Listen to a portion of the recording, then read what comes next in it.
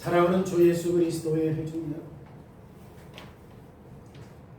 다윗이 오늘 본문 5절에서 누워 자고 깨어났다라고 말해요. 이 말씀은 우리를 약간 질투나게 하는 침착함과 평안함을 느낄 수 있습니다. 다윗이 누워 자고라고 말했습니다. 지금 이 말이 어떤 말이냐면 마음을 힘들게 하는 문제가 하나도 없다는 뜻이에요. 하나도 없다는 뜻이에요. 우리는 이런 평온함과 침착함을 좋아해요. 그런데 우리는 죄로 말미암아 파산된 이 세상에서 이런 침착함과 이런 평온함이 현실적으로는 불가능한 것처럼 보이죠. 실제로 우리는 이런 평온함과 침착함은 현실에서 불가능하다고 생각해요. 그런데 하나님은 다윗과 동일한 침착함과 평온함이 하나님의 모든 백성들의 삶에, 그리고 오늘 본문의 밤에도 포함된다는 사실들을 우리에게 가르쳐줘요. 우리는 베개를 메고 눕자마자 숙면을 취하지 않습니다. 물론 사람마다 다른 성향을 가지고 있지만, 그런데 예수 그리스도께서 우리를 구원하셨습니다. 그러기에 언약의 하나님이 우리를 돌보시는 신실하신 하나님 아버지라는 사실을 믿어야 한다는 말이에요. 다윗은 복음으로 말미암아 영혼의 평온함을 경험해요. 그러므로 우리도 이 복음 안에서 이 평안을 누릴 수 있다고 말해야 돼요. 오늘 설교 제목은 다윗이 곤란 중에서도 약속의 하나님을 차분하게 신뢰함을 고백하고 있습니다. 그러면 다윗이 이렇게 차분하게 신뢰한 것에 대한 놀라움이 어떤 건가? 오늘 본문은 다윗 왕의 삶에서 지금 특별히 밤과 아침에 대해서 지금 묘사해요. 다윗은 어느 날 저녁에 자고 아침에 일어납니다. 그리고 다음날 아침에 다윗의 심정을 기록해요. 그러면 우리는 다윗이 어떤 상황에서 잠에 들었는지를 알아야 되죠. 다윗이 묘사한 그날 밤에 어떤 특별한 날이 있었는지를 알아야 되죠. 다윗이 왜 이 숙면을 취했다고 말하는지를 알아야 되잖아요. 하나님께서 다윗을 보존하셨기 때문에 다윗이 깨어났다고 말하는 이유가 뭐냐? 그걸 알지 못하면 이 본문을 이해 못해요. 다윗이 잠자리에 들었던 그날 밤의 상황을 시편 3편의 제목에서 말해요. 뭐라고 말합니까? 다윗이 그의 아들 압살롬을 피할 때 뭘 지금 기록해요? 시편 3편을 기록한 거예요. 지금 사무엘하 15장, 16장, 17장, 3장을 보면 다윗이 아들의 압살롬의 그 피함을 당하는 내용들이 자세히 나와 있습니다. 사무엘하 15, 16, 17장 이 3장의 핵심의 내용은 압살롬이 아버지 다윗을 몰아내고 왕이 되기 위해서 압살롬이 주변 사람들을 모아 왕으로 추대를 받고 자기에게 헌신하는 그룹을 만들어요.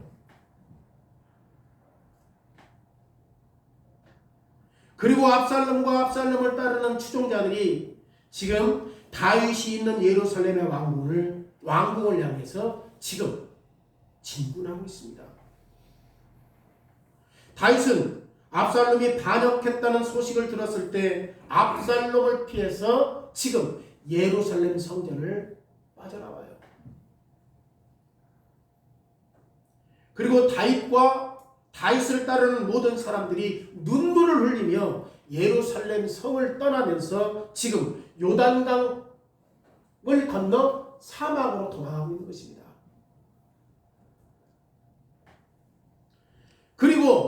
다윗의 신실한 모략가 아히도벨이 다윗을 배신해서 그의 아들 압살롬과 하나가 되었습니다.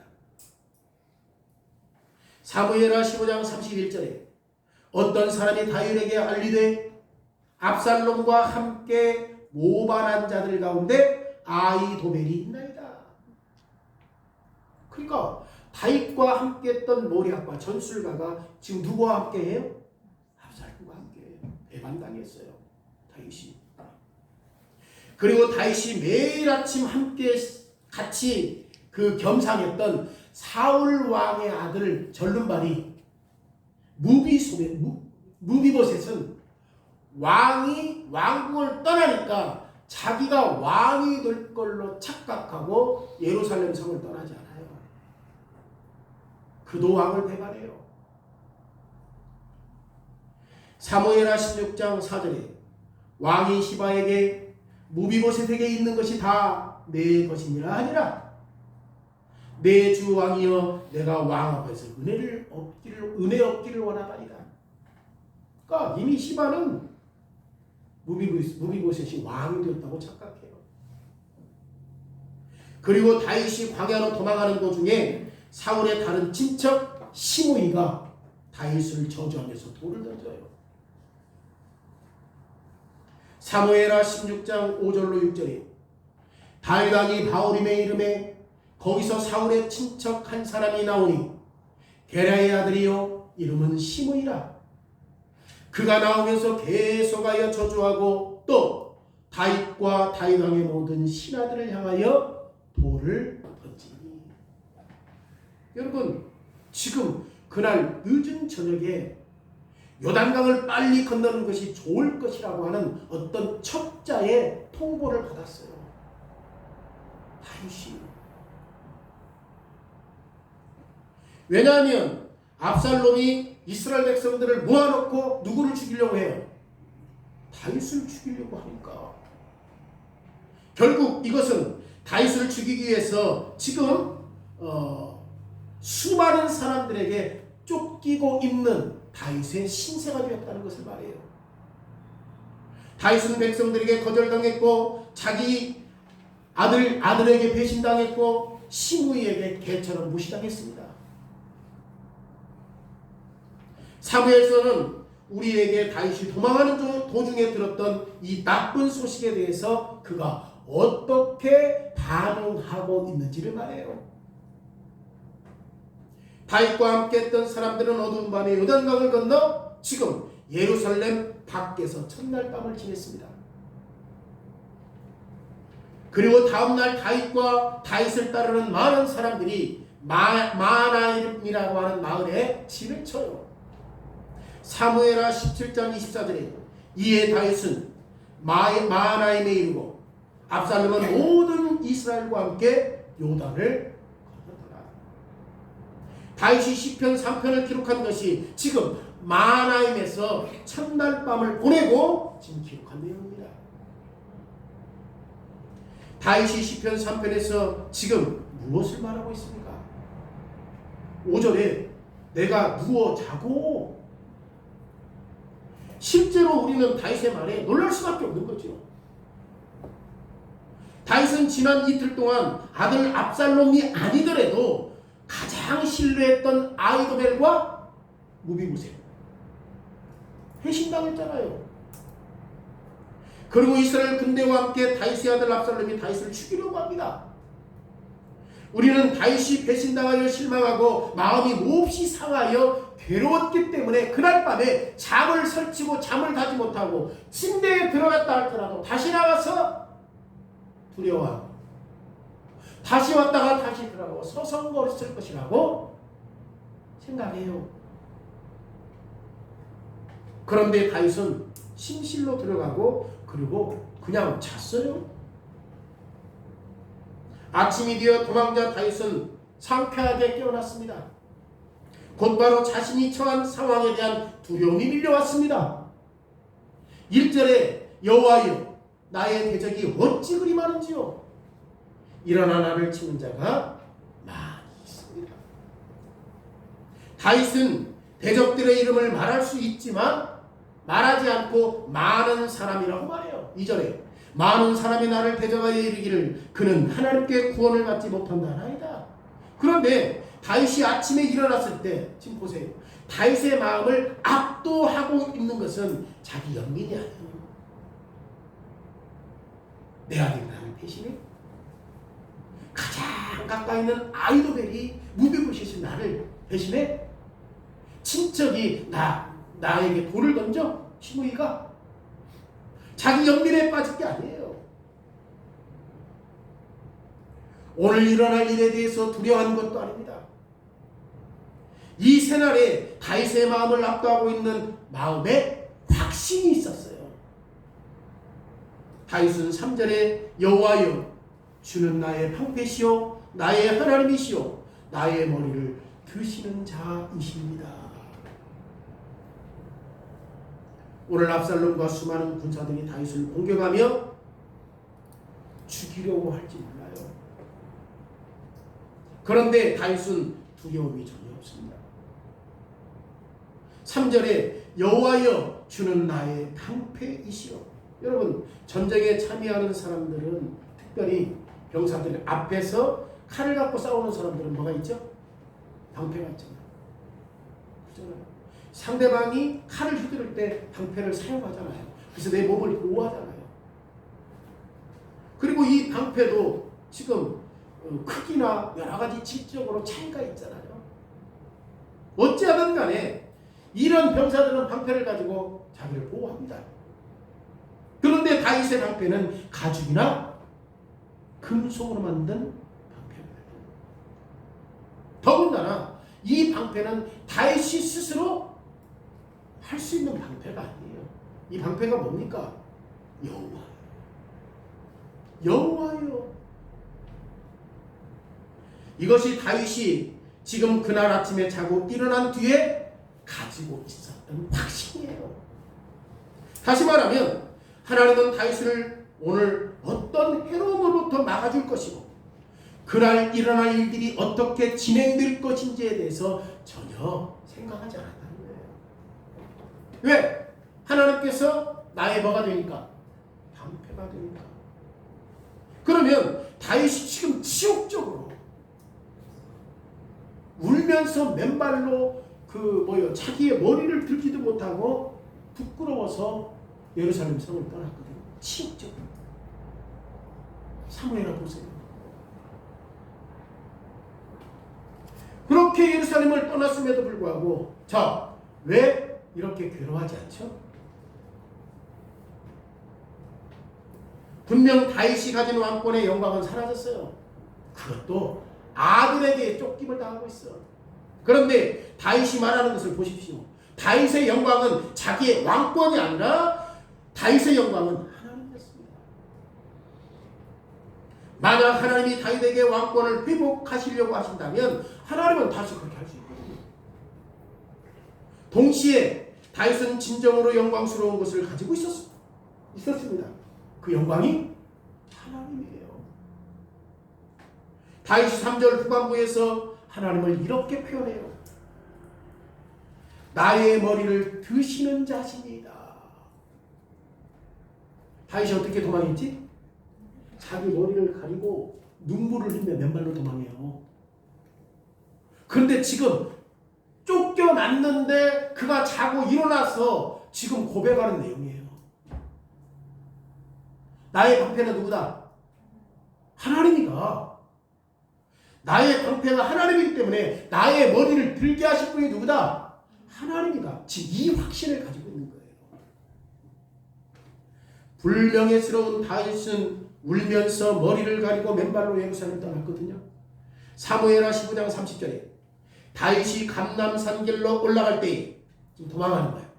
그의 머리를 그가 가리고 맨발로 울며 가고 그와 함께 가는 사람들도 각각 자기의 머리를 가리며 울며 떠났더라. 예루살렘 성전을 떠날 때 그들이 부끄러워서 얼굴 가리고 맨발로 울며 갔다고.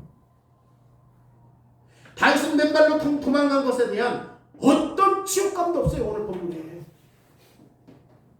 다윗은 그날 아침에 주님께서 자기 머리를 드실 것이고 다윗은 감당하게 지금 담대하게 일정한 목표를 향해서 나갈 것이라고 확신해요. 다윗은 지금 무엇인가 확신하고 있어요. 그래서 다윗의 마음에 뭐가 넘쳐요? 평안이 넘쳐요. 침착, 평안.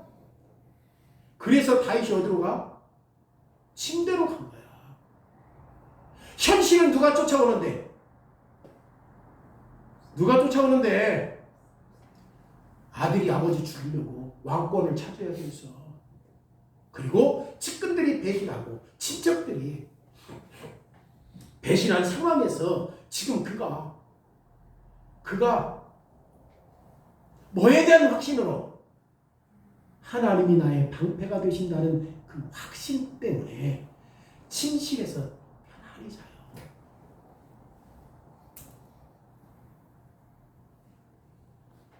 진짜 숙면을 취해요. 마치 내일 어떤 일이 일어날 것인지를 잘 알고 있는 것처럼 푹 잔 거야. 다윗은 평안히 눕고 정한 시간에 일어났습니다. 그리고 다윗이 평안히 눕고 정한 시간에 일어난 것은 다윗의 마음속에 있는 확신을 보여줘요. 그가 확신이 없으면 그렇게 할 수 있어요? 없어요? 없어요. 다윗의 확신은 자기 여호와 하나님의 손에서 절대적으로 안전하다는 확신이에요. 그리고 새날에 일어날 일에 대해서 6절에 뭐라고 얘기해요?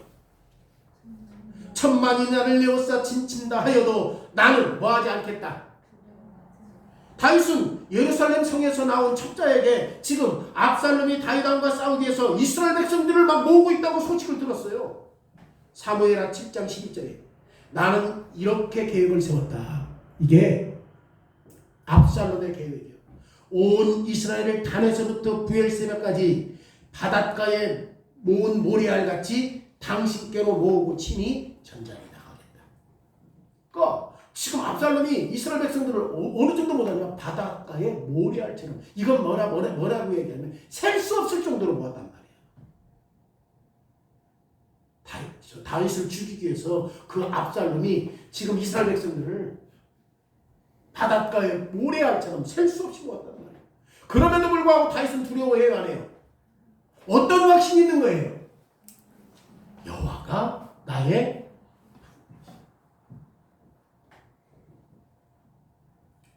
만약 다윗의 확신이 충분하지 않았다면 다윗은 시편 3편에서 이렇게 말할 수 없어요. 그런데 수많은 적이 진을 치고 있음에도 불구하고 다윗의 마음에 이 평안함과 고요함이 넘치고 있다는 것을 우리가 시편 3편에서 읽을 수 있습니다. 확인할 수 있습니다. 이 확신이 지금 공격적인 태도를 취하고 있습니다. 7절을 보세요. 여호와여 일어나소서 나의 하나님이여 나를 구원하소서. 지금 여기에서 일어나소서 나의 하나님이여, 이 표현은 민수기 10장 35절에 모세가 한 말을 가지고 와서 사용하는 거예요. 다윗이 민수기 그 10장에서 모세가 가지고 와서 했던 말이에요. 그러면 모세가 이 말을 어떤 상황에서 했는가? 수많은 원수들이 지금 이스라엘 백성들을 위협할 때 하나님이여 일어나소서, 그 말이거든요.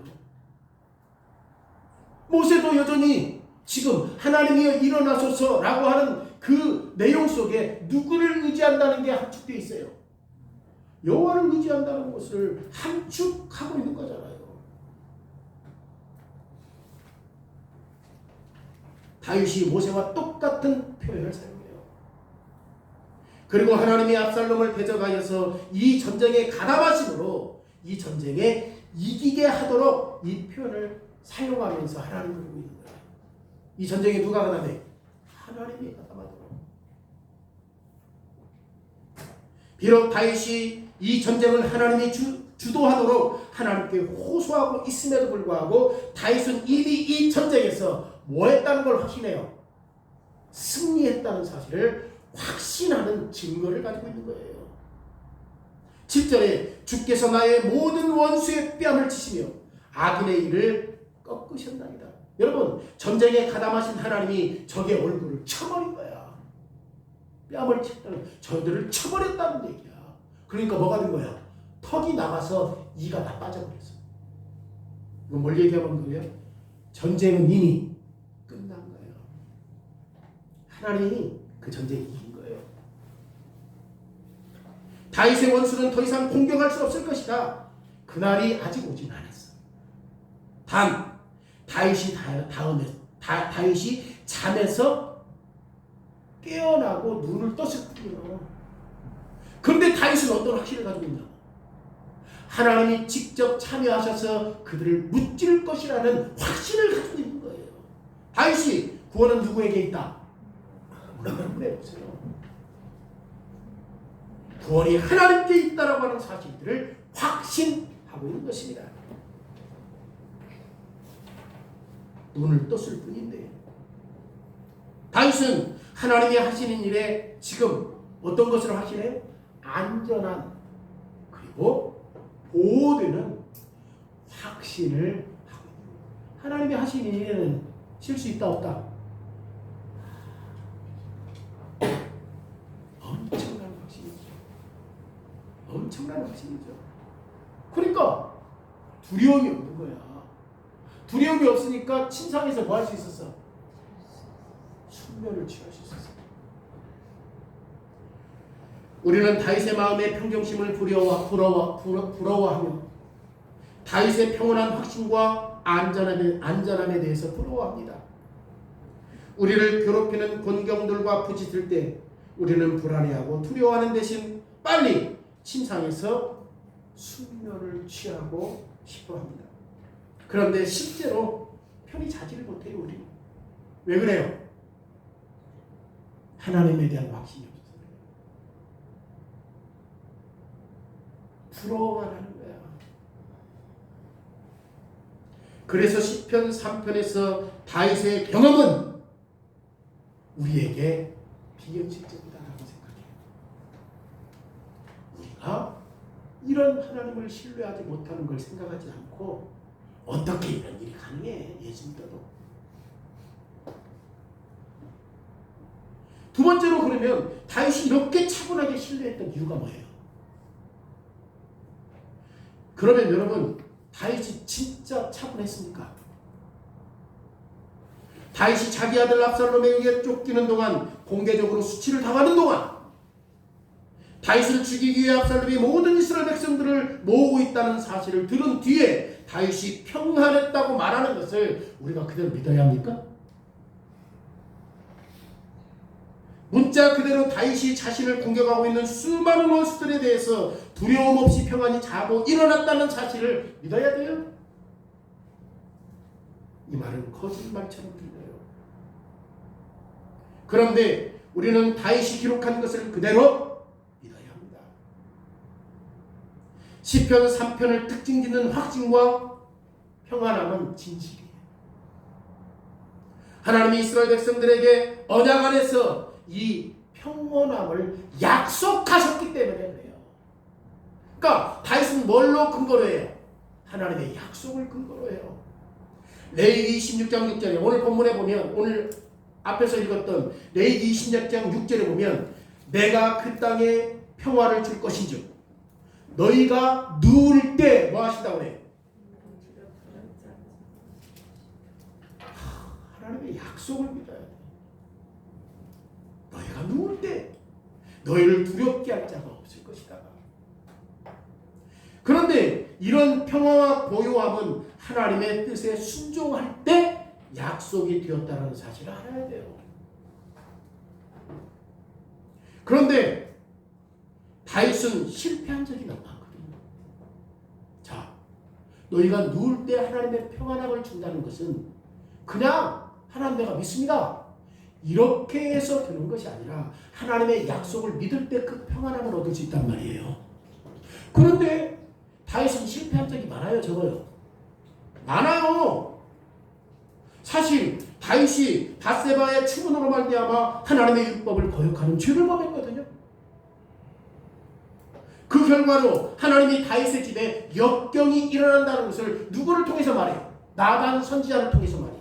사무엘하 12장 11절에 여호와께서 또 이와 같이 이르시기를 보라 내가 너와 내 집에 재앙을 일으키고 내가 네 눈앞에서 내 아내를 빼앗아 내 이웃들에게 주기니 사람들이 네 아내들과 더불어 백주에 동침하리라. 여러분 이건 누구의 죄의 결과야? 다윗의 죄의 결과 때문에 다윗의 아내들이 백주에 동침을 했습니다. 다윗은 아들 압살롬에 의해 왕자와 예루살렘 성에서 쫓겨나는 괴로움과 어려움을 당하는 것은 다윗의 죄 때문이에요. 다윗은 스스로 이 어려움과 이 두려움과 비극을 초래한 것입니다. 다윗의 집에 재앙을 경험하는 것은 다윗의 죄 때문이에요. 그러면 우리는 시편 3편을 지금 내용을 통해서 알 수 있는 이 평온함과 차분함에 대해서 더 의문이 생기지. 그잖아요. 앞에서는 그가 그 어려운 상황에서도 여호와가 나의 방패시고 그런 사실들을 통해서 의존했기 때문에 편히 잘 수 있었다는 사실들을 알겠는데, 그런데 그 평온함의 삶을 잘 수 있을 때 그 약속을 신뢰했다라고 하는 사실들은 그가 그 삶을 살았을 때 하나님께서 그런 삶을 주신다고 말했단 말이야. 그런데 다윗은 수없이 많은 죄를 정했어. 그러니까 지금 시편 3편에서 볼 수 있는 것처럼 다윗의 차분함과 평온함에 대해서 우리는 당황할 수밖에 없는 거야. 우리의 삶 속에 수많은 공경이 일어나요. 곧바로 우리는 이렇게 할 만큼 내가 무슨 잘못했는가 라고 생각할지 몰라요. 그리고 우리의 양심이 우리를 호소해요. 자, 그러면 다윗은 미래에 대해서 이 불안과 확실함이 더 심해야 되잖아요. 왜 그래요? 그가 죄를 졌으니까. 더 심해야 되잖아 지금. 근데 어떻게 그가 평안하게 잠을 잤냐? 여기에 대해서 우리는 의아심이 있는 거야. 의문이 드는 거야. 다윗이 자기의 죄 때문에 이런 일이 일어났는데 어떻게 평온하고 평안할 수 있는가? 다윗이 평온하고 평안함이 가능했던 이유는 다윗이 죄사함에 대한 하나님의 기쁜 소식과 더불어 살았기 때문이에요. 다윗은 죄에 대한 책임이 있잖아요. 그래서 다윗은 하나님의 진노를 받아야 돼요. 그런데 다윗은 자기의 죄를 회개하고 통회하는 심정으로 하나님께 나갑니다. 우리가 시편 51편을 보면 다윗은 자기 죄를 인정하며 하나님께 죄를 고백했기 때문에 하나님이 다윗의 죄를 용서하셨다고 해요. 시편 51편 보십시오. 다윗이 어느 정도 말하냐? 내가 어머니 태에서부터 잉태했단 말이에요. 그 결과, 회개한 결과 죄가 사라졌다. 분명 다윗은 여전히 자신의 죄의 결과 속에 살아요. 자기가 회개했어요, 안 했어요? 그럼에도 불구하고 자기의 죄의 결과 속에 살아요, 안 살아요? 어려움이 생겼어요, 안 생겼어요? 생겼다고. 이 말은 다윗이 시편 32편에서 노래할 수 있었던 것을 취소한다는 내용이 아니에요. 허물의 사함을 받고 그 죄의 죄가림을 받는 자는 복이 있다. 이것을 취소하는 게 아니야. 그가 죄를 짓고 그가 여전히 그 죄 때문에 삶이 이렇게 어려운 삶이 된다고 해서 이런 찬송이 취소할 수 있는 건 아니라는 말이에요. 압살롬이 다윗을 예루살렘에서 쫓아냈습니다. 이것은 오래전에 다윗의 죄 때문에 발생한 겁니다. 그런데 다윗이 죄의 용서함을 받았다는 것을 알고 있다는 것은 변함이 없어요. 다윗이 4절에 뭐라고 얘기합니까? 내가 나의 목소리를 여호와께 부르짖으니 그의 성산에서 응답하시로다. 여러분 이 표현이 뭐예요? 지금 다윗이 뭐 하는 거야? 기도한 거잖아요. 하나님의 성산, 즉 시온산을 향해서 기도하는데 시온산이 뭐예요? 시온산은 다윗이 하나님의 법궤와 성막을 옮겨놓았던 장소가 시온산이에요. 시온산은 하나님이 이스라엘 백성들 가운데 거하셨던 곳이고 거기에서 희생자산을 드렸던 곳이에요. 그리고 이 시온산은 구원의 복음, 즉 다른 이의 피를 통해서 사죄의 용서가 이스라엘 백성들에게 선포되었던 장소가 시온산입니다. 그러면 이 복음은 아주 멀리 떨어져 있는 거야. 지금 다윗에게 시온산은.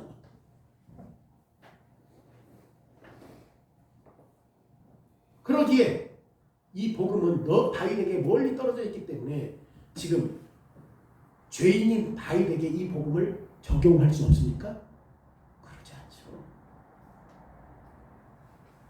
이 복음은 다윗에게도 똑같이 해당돼요.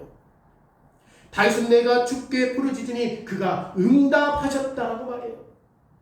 오늘 5절에서 발견하는 특별한 단어를 사용하는 것은 아무 의미 없이 사용하는 게 아니라 다윗이 내가 누워 자고라고 말하면서 내가 깨어났다라고 말하는 표현 뒤에 뭐가 나와? 여호와께서 나를 붙드셨다. 왜 붙들어줘? 그가 회개했기 때문에. 그가 죄를 지었어. 회개했다라는 사실을 아니까 주께서 붙들어 주신 거예요. 붙들다라고 하는 번역이 지금 죄 용서함이라고 하는 문맥에서 이스라엘 백성들에게 사용한다는 것을 이스라엘 백성들이 다 알아. 하나님께서 붙들어 줄 때 어떤 때 붙들어줘요? 그들의 죄, 그들이 회개하고 그들이 용서를 구했을 때 하나님께서 붙들어 주지. 그러니까 이스라엘 백성들은 붙든다는 그 단어가 하나님께서 붙들어 주신다는 단어는 이미 그들이 뭐 했다는 것을 표현해. 회개했다라는 사실들을 표현하는 거예요. 죄인이 성막에서 희생제사를 드릴 때 잘 사용됐던 단어예요. 죄인이 성막에서 뭘 드려? 희생제물 드려. 내 죄를 동물에게 전가하면 누가 죽어? 동물이 죽어. 그러므로 내 죄는 이 동물의 희생으로 말미암아 용서되었기 때문에 우리는 누구에게 붙들림을 받을 수 있어요? 하나님께 붙들림을 받을 수 있다는 사실들을 이 붙들다라고 하는 용어 속에서 이스라엘 백성들은 하나님이 그를 붙들었다는 사실은 죄용서함을 받았다는 사실들을 의미해요.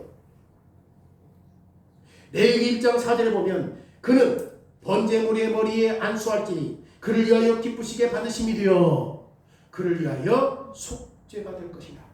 왜 이 속죄가 돼요? 내 죄가 동물에게 전가되었기 때문에. 이 행동은 죄인들의 죄가 동물에게 옮겨졌다는 것을 상징합니다. 그래서 죄인의 죄를 옮겨받은 동물이 죽었던 것입니다. 죄인을 위해 동물이 대신 죽어야 죄인이 자유를 얻을 수 있기 때문에. 자, 이 붙들다라고 하는 단어는 다윗이 하나님께서 자신과 더불어 함께 계신 것이 무엇인지를 보여주고 사용했던 단어예요. 이 말은 하나님께서 다윗의 죄를 용서하셨다는 말이에요. 그리고 다윗의 죄가 용서되었다는 이유로 하나님이 다윗에게 뭘 준 거예요? 단잠을 준 거예요. 그리고 정한 시간에 깨어나도록 하셨다는 거예요. 그리고 다윗은 어떻게 한 거예요? 붙들어주신 것이죠. 오늘 본문에서 말하는 것은 다윗을 돌보시는 분이 누구라고 말해요? 여호와 하나님이다. 하나님이 다윗의 죄를 용서하신 것을 근거로 지금 뭘 줬어요? 단잠을 준 거예요. 그게 누구냐? 하나님이다. 여기에서 우리도 시편 3편에 기록된 것처럼 그날 아침에 다윗의 마음에 있었던 평온함, 안전함, 그 근거를 가지고 있어야 됩니다. 다윗의 말 속에 들어있는 시편 3편에 있는 이 고요함과 안도감은 하나님께 순종하는 언약 백성들을 향한 하나님의 약속의 뿌리를 두고 있는 거예요. 하나님은 이 평안과 안전을 약속하셨습니다. 이 약속이 레위기 26장 6절에 너희가 누울 때에 너희를 두렵게 할 자가 없을 것이다. 하나님의 자녀인 다윗은 분명 죄인이었습니다. 그런데 그가 자기의 죄를 통회하고 자복하고 회개했을 때 하나님의 은혜로운 언약 안에서 약속하신 평안함과 안도감으로 지금 혜택을 받은 자가 된 것입니다. 여러분, 이게 다윗에게만 속한 거 아니에요. 우리가 그만큼 하나님을 신뢰를 안 하는, 특별히 죄에 대해서 회개를 안 해요. 죄에 대해서. 다윗은 그런 상황에서 자기 죄에 대해서 철저히 회개했기 때문에 누가 붙들어 준다는 사실을 알았어요. 그래서 지금 셀 수 없는 군대들이 자기를 죽이려고 하는데 푹 찼대. 그리고 일어났대. 여러분, 핵심이 뭡니까? 죄에 대한 하나님의 저주가 매우 실제적이에요. 다윗이 왜 도망가? 다윗이 왜 도망가? 죄 때문에. 그러기에 압살롬이 왕위를 찬탈하는 계획에 대해서 견뎌야 했던 수치심을 다윗은 지독하게 감내하고 있는 겁니다. 자기가 지었던 죄 때문에. 그런데 하나님께서 성막에서 다른 이의 피를 통해서 죄 사함을 약속하셨어요. 그리고 동이 서에서 먼 것 같이 다윗의 죄를 옮겨주셨습니다. 다윗 당시에 다른 이는 아직 왔어요? 안 왔어요? 아직 안 왔어. 하나님은 이미 구약 백성들을 그럼에도 불구하고 용서해요. 누구를 근거로? 다른 이인 예수 그리스도의 십자가 사건을 근거로. 메시아는 어느 날 오셔서 그들의 죄를 속량하실 것입니다. 때가 참에 그리스도가 오셨습니다. 그리고 그리스도는 다윗의 밧세바와 더불어 지었던 죄를 통회하며, 그리고 자기가 지었던 죄를 친히 예수 그리스도가 짊어지는 거죠. 수많은 사람들이 나사렛 예수를 반대해요. 예루살렘의 모든 사람이 하나가 되어서 예수님이 십자가에 못 박게 해요. 그런데 하나님은 예수님께 방패를 주었어요, 안 줬어요? 방패를 안 줘. 겟세마네 동산에서 기도할 때도, 갈보리 십자가에서도 예수님의 머리를 들 수 있도록 했어요, 안 했어요? 안 했어요. 그리스도는 하나님께 도와달라고 탄원했지만 하나님은 그리스도의 기도를 듣지 않았습니다. 겟세마네 동산에서 밤의 정막 속에서 예수님은 누워 죽으실 수가 없었어요. 오히려 예수님은 십자가에 임박한 공포로 말미암아 몸이 부들부들 떠는 자신의 괴로움을 지금 얼마나 두려운지를 지금 토로해요. 그래서 땀방울이 핏방울이. 예수님은 하늘에 계신 아버지께 제발 이 잔을 내게서 지나가게 하옵소서라고 기도했지만 그 잔이 지나가는 것이 아버지의 뜻이 아니었습니다. 십자가 위에서 죄에 대한 하나님의 진노가 예수 그리스도 위에 쏟아져요. 비록 땅의 어둠에 깔렸지만 예수님은 자기 머리를 땅에 대고 주무실 수 있는 기회를 얻지 못해요. 십자가 위에서 무시무시한 어두움의 3시간 동안 예수님은 하나님의 거룩한 진노의 공포와 정면으로 부딪혀요. 그리고 십자가 위에서 예수님은 아무런 안도감도 평안함도 얻지 못해요. 다윗은 시편 4편에서 이런 내적인 평안함과 안도감에 넘쳐납니다. 이렇게 할 수 있었던 것이 어디예요? 예수님께서 갈보리 십자가에서 아무런 평안함과 아무런 안도감을 얻지 않았기 때문이에요. 다윗의 죄와 우리의 죄를 예수님께서 친히 감당하신 결과 극심한 고뇌로 말미암아 하나님의 아들은 하늘에 계신 아버지께 기도합니다.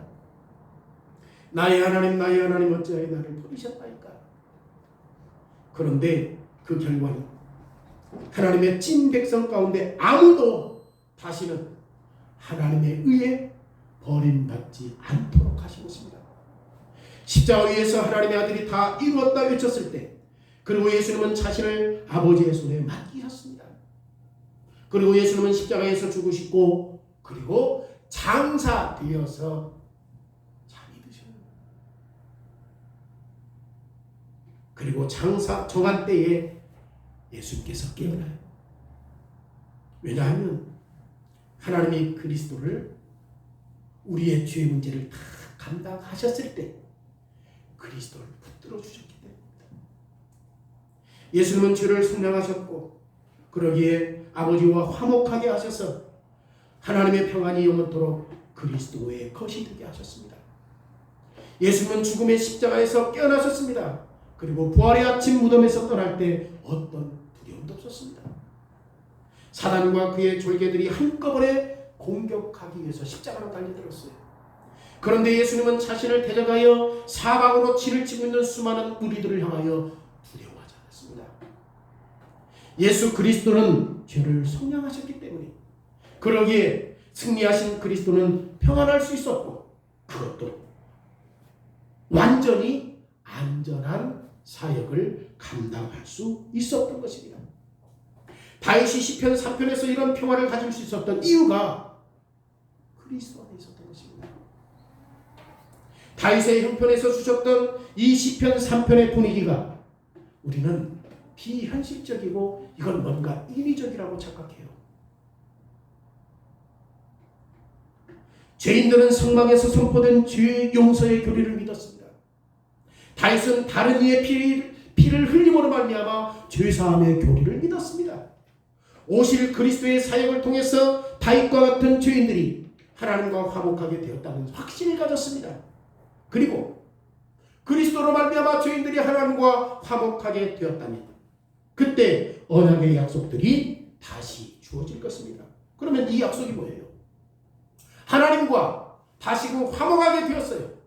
그러면 우리에게 다시 새로운 약속을 주실 것인데 그 새로운 약속은 무엇입니까? 그 약속이 땅에서 평안을 포함하고 있기 때문에 하나님의 백성들이 평안히 누워서 잘 수 있다는 것입니다. 그리고 그 약속에는 너희 셋이 백을 쫓고 백이 만을 쫓을 것이다. 레위기 16장에서 말했잖아요. 이 약속도 포함되는 거예요. 이 약속 안에 하나님의 약속이 있는 거죠. 다윗이 6절에서 자신을 공격하는 수많은 사람들을 두려워하지 않았다라고 말하는 것은 전혀 이상하지 않아요.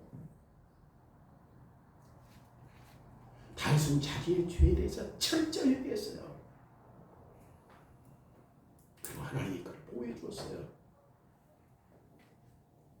그리고 그 다윗의 회개했을 때 그리스도께서 그 문제를 해결하셨기 때문에 다윗은 어떤 두려움도 공포도 느끼지 않고 평안할 수 있었다라는 사실들을 보여주는 것입니다. 이 약속들은 하나님이 누구 때문에 성취하신 것입니까? 예수 그리스도 때문에 당신의 백성들을 위해서. 다윗은 하나님의 말씀과 약속을 액면이 그대로 믿어요. 그래서 시편 3편에 나오는 평안함과 차분함이 우리에게도 있어야 되는 거죠. 우리에게도 있어야 하는 거죠. 다윗은 특별합니까? 다윗이 간음죄도 줬어요. 믿음의 사람이에요. 그런데 그가 죄를 졌을 때 어떻게 합니까? 51편 보세요. 10편. 엄청나게 회개해요. 회개했을 때 하나님께서 그를 붙들어 주심으로 말미암아 그가 지금 이 위기 속에서도 평안함을 느낄 수 있었다는 사실들을 확신했기 때문에 잘 수 있었던 것입니다. 마지막으로 이 다윗의 차분함이 지금 우리에게 신뢰한 사실에게 주는 교훈이 무엇입니까? 우리에게 주는 교훈은 이제 어렵지 않게 발견할 수 있습니다. 왜냐하면 다윗이 시편 3편을 기록한 이후에 지금 오랜 세월이 흘렀지만 하나님은 변하지 않았기 때문에 다윗과 우리의 시간과 격은 몇천 년입니다. 그럼에도 불구하고 하나님은 변해요, 안 변해요? 엄청난 복음이죠. 하나님은 지금도 언약 백성들에게 평안함과 안락함을 약속하신 똑같은 언약의 하나님이에요. 다윗에게 했던 하나님, 우리에게 똑같은 하나님이랍니다. 물론 이 말은 우리의 삶에서 우리가 좋아하는 일들만 하나님이 주신다는 말은 아니에요. 하나님은 언약을 지키는 백성들에게 마음의 평안과 안락을 약속하셨습니다. 다윗은 밧세바를 강간하는 죄를 범했을 때 분명히 회개했을 때 용서를 받았어요. 그럼에도 불구하고 다윗이 용서받았지만 다윗이 지었던 죄의 결과는 혹독하게 당해요. 다윗이 죄를 지었기 때문에 누가 그를 모함했지? 압살롬이. 죄의 결과야. 다윗의 주변은 엉망이 되고 있었지만 그런데 다윗은 평안했고 안락했습니다. 왜냐하면 하나님의 약속에 따라서 당신의 죄를 용서받은 이 언약 백성들에게 이 언약 안에서 약속하신 내적인 평강을 주셨기 때문에 오늘 우리에게 이 평안함은 그대로 적용되어야 됩니다. 우리는 죄를 범합니다. 우리는 날마다 죄를 범합니다. 그러기에 우리는 가장 혹독한 고통을 당할 수도 있습니다. 그럼에도 불구하고 하나님은 예수 그리스도를 보내주신 거예요. 그리고 회개한 자에게 죄를 용서해 주셔요.